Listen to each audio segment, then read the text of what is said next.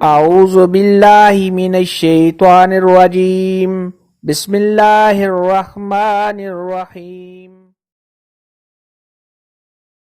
अस्सलामुअलैकुम मेरी प्यारी बहनों और भाइयों, उम्मीद है आप सब खैरियत से होंगे। मेरी आज की वीडियो है ख्वाब में खुद को या किसी और को अंधा देखना कैसा है। इस ख्वाब की कई सारी किस्में हैं, मगर हम आपको इसकी चंद ताबीरें बताएंगे। वीडियो शुरू करने से पहले मेरी आपसे छोटी सी रिक्वेस्ट है कि मेरे चैनल सच्ची ताबीर को सब्सक्राइब कर लें ताकि आने वाली हर नई वीडियो आप तक आसानी से पहुंच सके और आप अपने ख्वाब की ताबीर जान सकें। हज़रत सैयदना इमाम इब्न सिरीन रहमतुल्लाह अलैहि ने इरशाद फरमाया, अगर कोई शख्स ख्वाब के अंदर देखे कि वो खुद अंधा यानी नाबीना हुआ है तो ये सब ख्वाब के दीन इस्लाम से गुमराह होने की दलील है।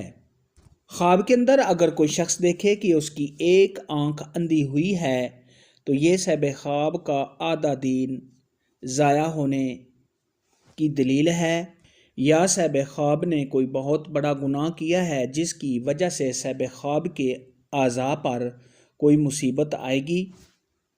ऐसा ख्वाब देखने वाले को चाहिए कि सदका खैरात करे, क्योंकि सदका खैरात आने वाली मुसीबत को टाल देता है। हज़रत इब्राहीम किरमानी रहमतुल्लाह अलैहि ने इरशाद फरमाया है, अगर कोई शख्स ख्वाब के अंदर देखे कि वो किसी अंधे का हाथ पकड़ कर ले गया है तो ये सब ख्वाब के गुमराह होने की निशानी है।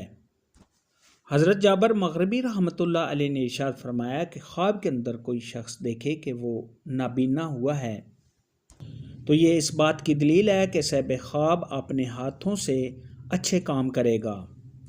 ख्वाब के अंदर अगर कोई शख्स देखे कि उसने किसी और को अंधा यानी नाबीना देखा है तो ये सब ख्वाब के गुमराह होने या सब ख्वाब ने जिस शख्स को नाबीना देखा उसके गुमराह होने की दलील है, यानी ऐसे शख्स के बेदीन होने की निशानी है।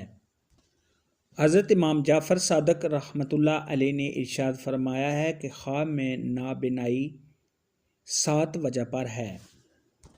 नंबर 1 दरवेशी, नंबर 2 बदहाली, नंबर 3 गम और परेशानी, नंबर 4 नुकसान, नंबर 5 मुसीबत, नंबर 6 माल का नुकसान, नंबर 7 दीन की तबाही यानी दीन का ज़ाया होना।